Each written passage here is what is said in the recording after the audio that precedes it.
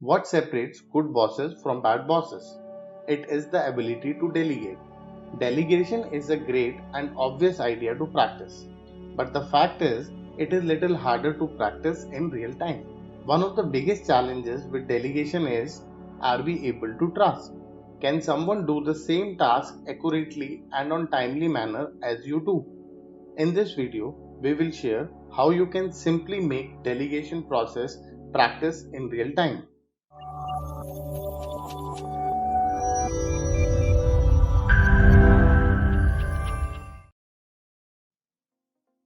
Let's understand first the problems with delegation and why most people don't do it right. Firstly, managers don't trust that the job can be done as accurately as they might do it themselves.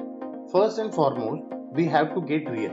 And with real, we mean to say you have to get comfortable with the average or maybe the good work, which might not be as excellent as you might do it. So, trusting the people is crucial. When you practice to delegate tasks, for an example, you might delegate some tasks to some of your team members.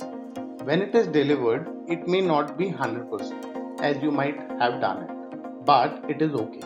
You can make small tweaks at your end, which will be less time consuming in comparison to doing it from the scratch. And at the same time, you can inform others while appreciating their help and what other tweaks you have made to keep them updated so they are aware what value you have added and also they can learn. Secondly, some managers leaders think most of the work is part of their job and it may become little risky delegating the work to others. This mindset is not right. There could be some tasks which are related to manager roles and responsibilities and we don't consider delegating them like one-on-one reviews, individual performance, etc. It is important to promote teamwork and one of the things which could be handy is practicing delegation of work. One of the common challenges with managers who don't delegate is that they become very busy and sometimes become very frustrated as they try to manage and do everything on their own. This also has an adverse effect on the teams as they tend to feel less responsible and engaged.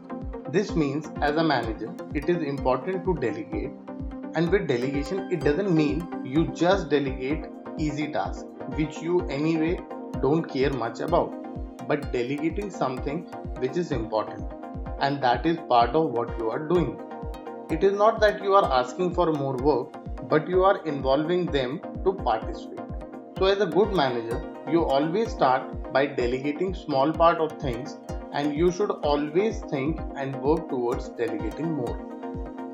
Lastly, one of the other common challenges are obstacles of how to explain others to do the task. This seems challenging when we look at it without doing it in real time.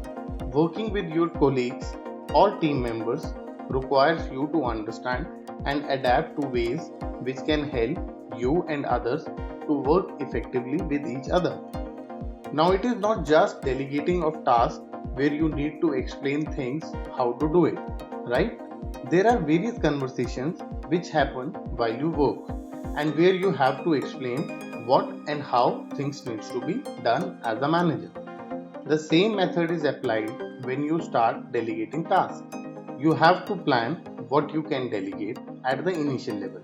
What are your expectations? See how often you need to connect while the task is in progress, to have a constant review to make sure everything is on track as needed.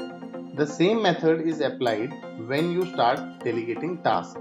You have to plan what can be delegated at the initial level. What are your expectations?